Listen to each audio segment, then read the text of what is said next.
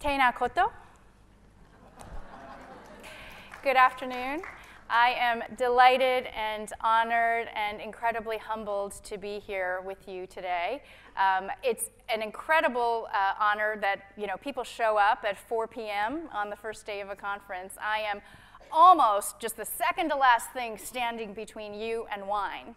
So we'll try to keep it moving along. It has been said that people remember how they don't remember what you say, they remember how you make them feel. And I just want to say that all of you have made me feel like I'm part of your whānau. And I've enjoyed all of my wonderful hui with all of you. And I'm looking forward to taking that with me when I go back to the United States. For those of you who have been in any of the other sessions where I've spoken today, apologies because I am still an American and my accent is still annoying. So sorry about that in advance. I want to talk to you today a little bit about what we're seeing in our work around how people are thinking about social justice philanthropy. But first, I'd like to take a little audience poll, get everybody stretching a little bit this time of day. How many of you would say in your funding guidelines you fund programs for poor people, sick, vulnerable, marginalized communities? Let's say show of hands. Okay, great. How many of you would call yourselves social justice funders? Okay, slightly less, slightly less. How many of you would say you fund other forms of justice? Criminal justice, racial justice, environmental justice, any other kind of something justice? Okay, few years. How many of you would say something like this? We fund direct services for the poor and vulnerable populations. Social justice has nothing to do with us. Everybody? Okay. How many of you would say, we fund services for the poor and vulnerable and marginalized populations, and that is social justice? Okay, good, few of you there. How many of you would call yourself fairness funders? All right, okay. How many of you, when you think about when you hear the phrase social justice, think, my board will never go for it? I actually didn't intend that to be funny, but okay. How many of you think social justice philanthropy is a redundancy? Okay, good. So I wanted to just get a little bit of a sense of where you are with respect to this issue. Many people can get their hands around the term justice, but somehow when you put the term social in front of it, it starts to make people a little uncomfortable. We have assumptions about it being a very radical ideology or something that is sort of fringe out there and going to be very disruptive to our lives. And my intent in talking about this topic today is not at all to append or start a revolution. We just want to talk about some things we're seeing in the kind of work we do about how people are making a bigger impact on the issues that they care about. 5 years ago, there was an informal working group on social justice philanthropy that did a survey of about 80 global grant makers around the world who would call themselves social justice funders. And they asked them to define the term. How would you define social justice philanthropy? And what was really surprising is that what came back was a very wide range of definitions. Some funders defined it according to some principles and values. Some funders defined it according to methods or aims. In the end, what has largely become an accepted definition of social justice philanthropy is something like this: the granting of philanthropic contributions to nonprofits that work for structural changes in order to increase the opportunity for those who are the least well off politically, economically, and socially. That's, a common definition that you will see in a lot of places. However, even this definition is problematic. What do we mean by structural changes? What does it mean to increase opportunity? A lot of people will think of themselves according to several traditions of social justice. For some, it might actually be about correcting flawed structures in the justice arena. For others, it might be about universal human rights. Some people might think about social justice in terms of empowerment. Others think about it as equal distribution. And still others would think about it in terms of the rule of law, that the rule of law has to work for everyone. In the end, all of these elements may be true, but these are some of the general characteristics that people can agree on when we're thinking about social justice. That it's focusing on the root causes of inequity rather than the symptoms. That it is striving for lasting systemic and institutional change. And that social justice philanthropy has to use a combination of tactics, such as policy, advocacy, grassroots organizing, litigation, and communications that work together in harmony to yield long-lasting results. At its core, it is about the strengthening of disadvantaged and vulnerable populations to be able to advocate on their own behalf. So how are we doing this? What does this actually look like in terms of how it plays out in the world? Today, I want to talk to you about 5 trends that we're seeing in how social justice philanthropy is being carried out. The first trend I want to talk about is that we are changing the way we view problems. What do we mean by this?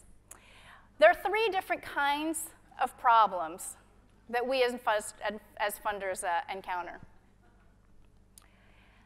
The first kind of problem is what we call a critical problem. This is where solutions require quick, decisive action, and you just do it because something needs to be done. And the response is a very command and control approach. Problems like this would involve your house being on fire. A storm is coming. A volcano is going to erupt. Oops. When you're dealing with critical problems, you're not going to have a year-long strategic planning process to revise your guidelines. You're not going to do a feasibility study. You just act because you know what needs to be done. The other kind of problem we're talking about are tame problems. Tame problems are like a puzzle, and you might have a feeling of déjà vu. You've seen the problem before, and you generally know how to solve it. And it can be solved with good technical skills, and it has been solved before. Tame problems might include something like building a dam. It's hard, it's not easy, but we know how to do it. It might include something like giving new technology to farmers in the developing world. It might involve something like heart surgery or building a public health clinic. These are problems that we know how to solve. We know what it takes and we know about what it's going to cost. When I say we're changing the way we view and understand problems, what we're really talking about here are wicked problems. This is a term that came online in the early 1970s by sociologists and economists Horst Riddle and Melvin Weber. And by wicked problems, we don't mean wicked in the moral sense of the problem. It's that they exhibit a certain kind of complexity and a degree of uncertainty that just by their very nature, they're wicked. And here are some characteristics of wicked problems. Wicked problems are also known as social messes, divergent problems, complex problems, systems theory, whatever you want to call it, whatever school of thought you may subscribe to. It's all talking about the same thing, that we're understanding the problems differently, and this is what we mean by them. Wicked problems have no clear definition, because who you ask about the problem will change how you understand it. If you ask teachers what's wrong with education, you'll get a very different answer than if you ask parents. And you'll get a third answer if you actually ask the students themselves. They're ill-structured, they're dynamic, they're moving, and they're multi-causal. Wicked problems have causes that have causes that have causes. And every new aspect of the problem requires a new understanding of how to solve it. Wicked problems also have no stopping rule. There's no end at which you say, we have solved the problem. We're not going to say we've fixed climate change. We have fixed global health. We have fixed poverty. There's no end where it's actually going to be reached, because the problems are not stable. They are constantly changing, and you're focusing on fixing a moving target. Wicked problems are also situations where there's not necessarily a right or wrong answer. It's actually that you might have a good approach or a better solution, but really it's kind of a matter of judgment and choice in what you're going to try to do. Every wicked problem is essentially a completely new and unique problem. That's where the vous-jadez comes in, that you've never seen the problem before. There are so many factors and variables and conditions in a wicked problem that no two wicked problems are the same. And they're always going to require custom-designed solutions. Every solution to a wicked problem is also essentially a one-shot solution. Everything you want to try to do to solve a wicked problem, you can't undo. It's expensive, it's hard, it's time-consuming, and those are not easily unwound or reversed when you try to implement them. Wicked problems also have no easy alternative solutions. It's not as if you can choose, this is going to work and this isn't, or you have a menu of options. You're essentially building the bicycle as you're riding it and need to keep going and fixing and adjusting as you go along. Now, I want to pause here and say, look, I did not come from the United States to tell you that the world is complex, right? That is not my goal in telling you this. But what I do want to say is that when we understand these problems in a new way, we don't fund as if we actually believe that wicked problems are at the core of our social justice issues. There are two things we do. How do we cope with wicked problems? We study them a lot and put a lot of money into them. And then we also try to tame them. We try to solve the problem of poverty as if it were like performing heart surgery, as if there was a beginning, middle, and end, and that we had the technical skills to try to do it. And so we're trying to tame them. In the end, neither of these work.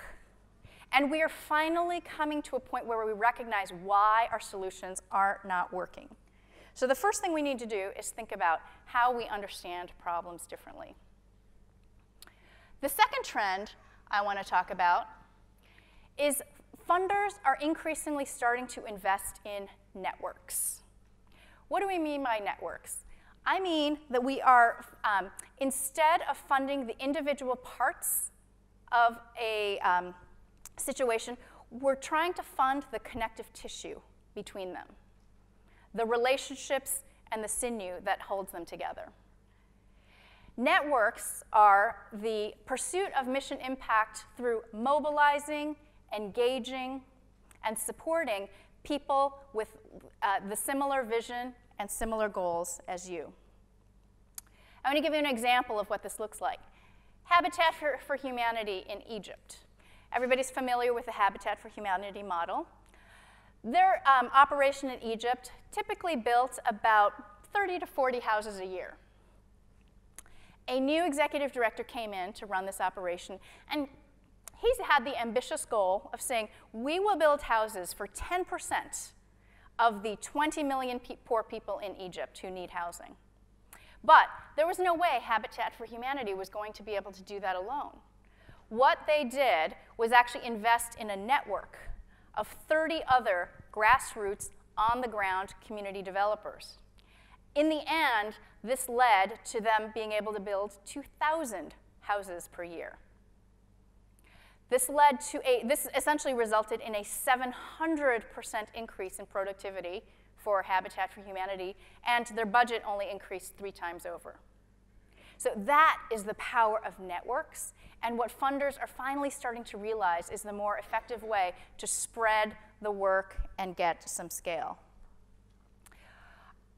Our traditional funding model looks something like this. You know, individual grantees, a cluster, perfectly fine. We've started to evolve to a model something like this, and I would say most funders often kind of put themselves in these big boxes. You know, we're at the center, and we've got some arms of grantees emanating out from us. We're still evolving even further, and funders still see themselves as hubs, right? We're the hub where we are at the center of our grantees working around us. Funders are now finally starting to see themselves as nodes. We're not at the center with the work radiating out from us. We're one node with a lot of connective tissue connecting to other nodes. Ultimately, this is the goal of what we really, really need to see happen in order to effect change at a scale that we would like to see. These are getting to the point where we are talking about networks of networks.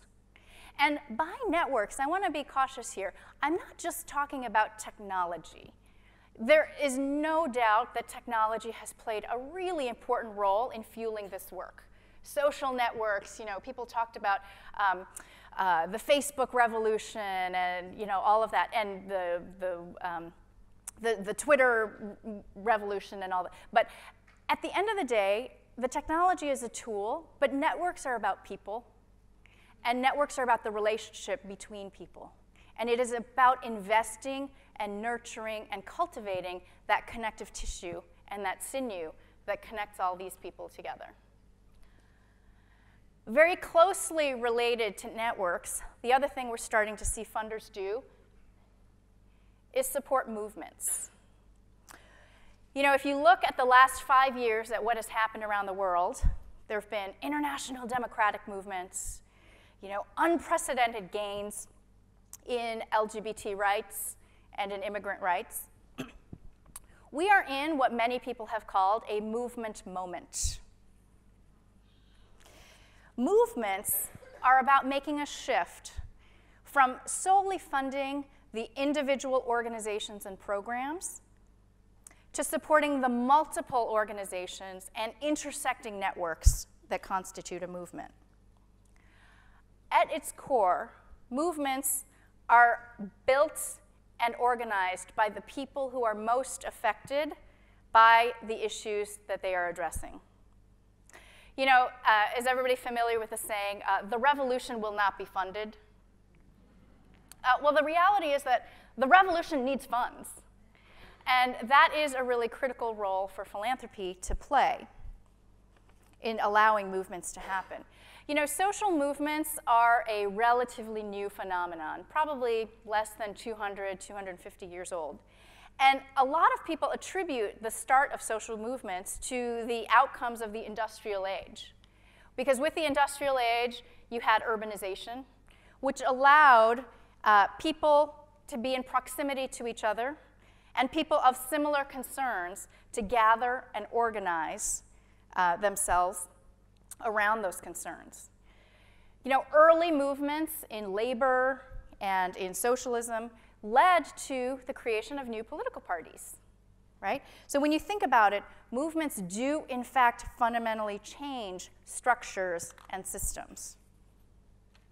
Movements are designed to produce sweeping change. Oops, I'm going to go back there. They're designed to produce sweeping change, and often at the core fundamental norms, values, and institutions that are creating the issues that we're trying to do. Funders have a really powerful role to play in movements. This is about engaging, mobilizing, and activating the base of people who are most affected around the issues you care about. Funders are also playing an important role here in cultivating leadership and in making sure that leaders of these constituencies have the tools and the platform and the resources that they need. You know, one of the keys to movements is that it's about making the whole greater than the sum of its parts. You know, and as funders, we have not been very good about doing that. We are looking at all of our individual grants and grantees as isolated transactional investments and not thinking about how we strengthen the whole. And we're finally starting to learn how to do that better. The other thing that I want to mention that I think is really the secret sauce behind the networks and the movements is these are fueled by the people who are most affected by the social justice issues themselves. That is the only way we will actually achieve lasting change.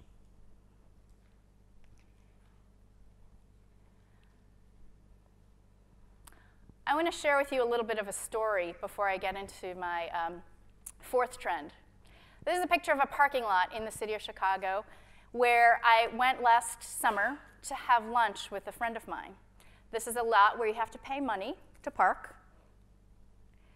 There's a very clear sign on the wall that says, if you don't pay the money, you will be towed. I saw that sign. Of course, it was fine.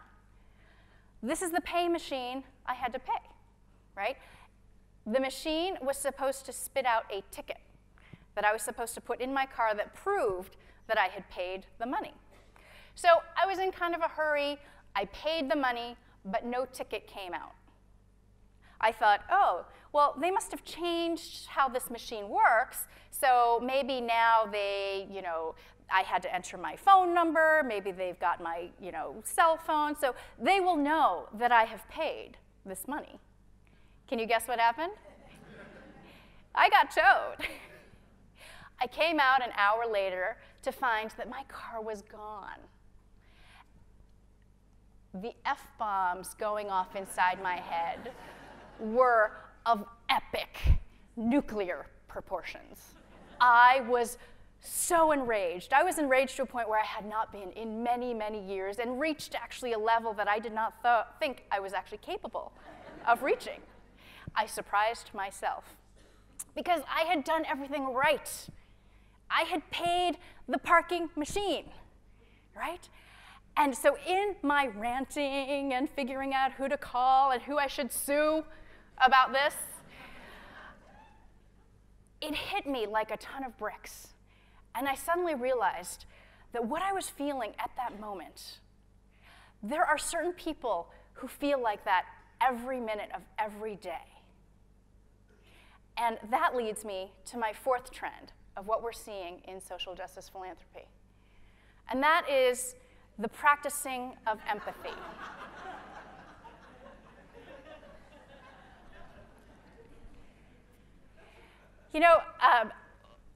It is funny to think about, what does it actually mean to experience what it is we're trying to solve? If you think about the definition of empathy, it is identification with and understanding of another's situations, feelings, and motives. And again, this goes back to what I shared earlier about needing to get as close to the unit of those most affected as possible. But empathy is a relatively new term that funders are actively engaging with in order to try to better understand how their work actually plays out. And as soon as I had this realization that, wow, the rage that I felt when I was towed, some people live in a world where the world is against them all the time, and constantly feeling that they're doing everything right, and the systems are set up against them. Empathy is getting so widely recognized as an important tool in just about anything that even businesses are employing empathy. Procter & Gamble, which is one of the largest companies in the United States and a producer of personal care products, household items, they have two campaigns that they subject all their employees to. The first is called Living It. They actually make their employees spend several days living with low-income consumers of their products. These people want to learn and know, how do these products get used? how does it work? How do people make decisions about when and where and how they're going to use the things that the company makes? They are also, there's another campaign called Working It, where they're actually working at these stores in low-income communities to be able to see and observe how do customers interact and make choices about the kind of products they're going to use. Harley Davidson. Does anybody have a Harley Davidson? Oh, I see a couple. Okay, great. They have their corporate employees actually attend biker rallies. They want to know what the culture is around their products. They want to know how people talk about them. What's the emotion? What's the love that people feel with them? Nike is another corporate example where empathy is showing itself to be a really highly valued practice and skill. You know, obviously, you would think that people who work in an athletic apparel company might actually be sports and athletic aficionados themselves. And in fact, that's true. They encourage that among their employees. They want their employees to have such a direct personal connection to the work that they understand how this plays out. Corporate America is doing this, and yet philanthropy has been really slow to pick up on this trend and embrace empathy. The other thing I want to talk about is related to empathy is that, you know, when we think about certain traditions or eras of philanthropy, you know, the social service tradition, as we all know, has said, give a man a fish, right? The social change tradition said, teach the man to fish, right? The social justice tradition said, make sure that he has access to a clean lake and a fishing pool and boots and a boat to be able to fish. Empathy, as it's playing out in social justice philanthropy, asks the man, do you like fish? Huh, what? I didn't ever think about that.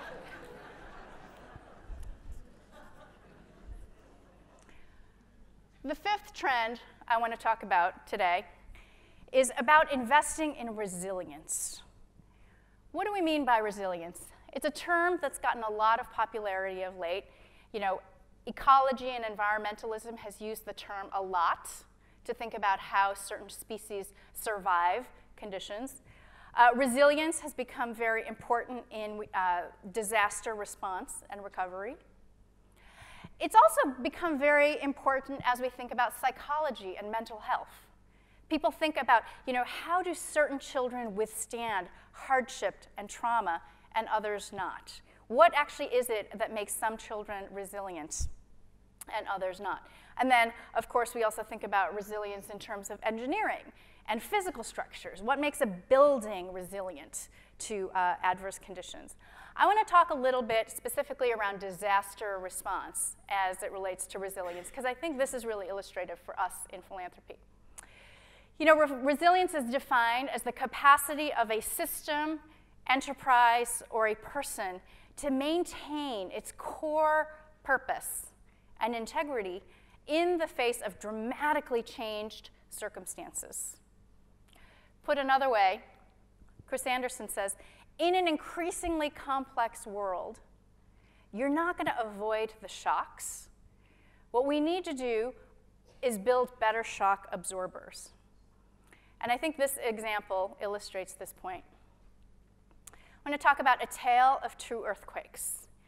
Within the first 2 months of 2010, there were 2 major global earthquakes around the world. One was in January in Haiti. This earthquake had a magnitude of 7. Over 200,000 people were killed. Over 250,000 buildings destroyed. Almost $4 million was available for distribution within the first 48 hours. If you think about it, though, the country has a population below the poverty line of over 80%. And in the world corruption rating, it's pretty darn low. 6 weeks after the earthquake in Haiti, we had an earthquake in Chile. The magnitude of the earthquake in Chile was 8.8. That is 500 times stronger than the earthquake in Haiti. However, there were fewer than 1,000 deaths. A lot of buildings destroyed, more buildings, 500,000. It took 155 days before they were able to build their first warehouse, compared to almost 2,000 days in Haiti. Chile did not actually need that much international aid. There was, less than $250,000 that was allocated from relief agencies. But it has a population of people living in poverty of less than 20%. And it's also ranked pretty high in terms of government integrity and lack of corruption. What made Chile more prepared than Haiti? The first is they already had a very robust emergency response system. There was a history of handling seismic catastrophes, and there was just embedded into the country an earthquake consciousness. They were always ready for it. That led to them having very strict building codes, and the country was wealthier. That cannot be denied as an important variable here. But the reason that I think it's important to think about resilience in terms of disaster readiness is that the social justice problems that we're trying to solve are, in fact, disasters that are happening in slow motion. They're happening in such slow motion that we don't even see them happening.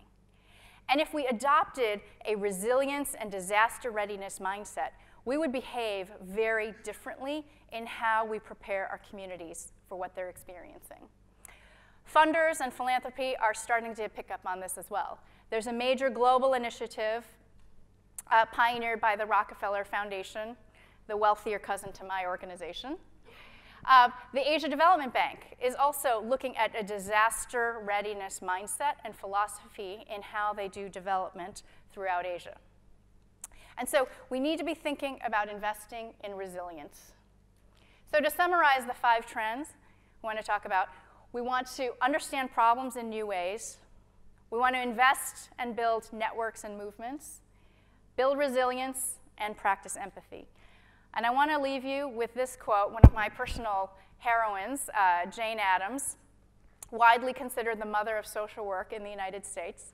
The good that we secure for ourselves is precarious and uncertain until it is secured for all of us and incorporated into our common life. Whether or not you define yourself as a social justice funder, whether or not this is a term that you find too radical or uncomfortable, that doesn't really matter. The phrase that I want to leave you with is the orientation of for all. And I do believe that in the end, that is what we are all trying to do here through the kind of work we're doing at your organizations and in the country of New Zealand. So thank you for being such gracious listeners. I look forward to many wonderful Huey with you over the rest of the week. Thank you.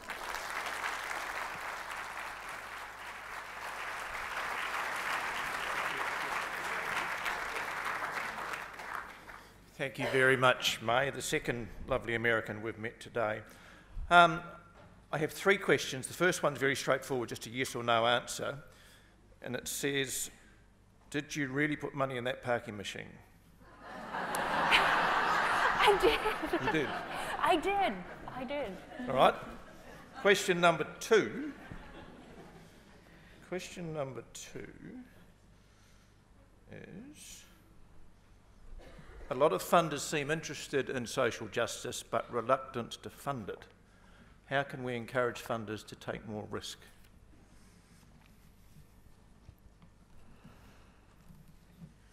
Yeah, that's a good question. To be honest, I think a lot of these strategies that we've talked about here are about actually cultivating your own effectiveness as a funder. A lot of these practices, I'd say there were 2 themes that really stand out for me across all of them, and that is the idea of engaging and mobilizing the people most directly involved. And I think without that, nothing else was really going to work. And so until we actually accept our own limitations in what we can do, I think we're not going to be willing to take the risk. And that's a scary proposition. But I think it really is about your own effectiveness and being able to actually show results for what you're going to do. Thank you. And the final question. You talked about empathy. What are some successful strategies for creating empathetic experiences for funding decision makers? Yeah, great question. I'd say there are a couple things. One, and there's a guide on this put out by an organization called Grant Makers for Effective Organizations that we've talked about a couple times here in the conference. The first is you need to get out of your office. Right? The more time you spend outside your own walls and institution, the more you're going to see and get exposed to the very people you are trying to work with and support. The second strategy is that you need to figure out how to bring the outside in. How do you engage and activate and mobilize the voices through advisory committees, having people serve in decision-making capacities within your foundation.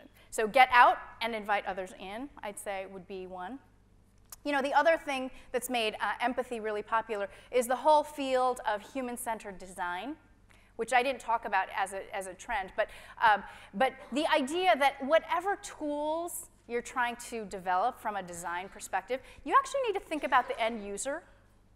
And it's astonishing that the rest of the world has gone so much further on this than philanthropy itself. But think about human-centered design, get out of the office, and bring the outside in.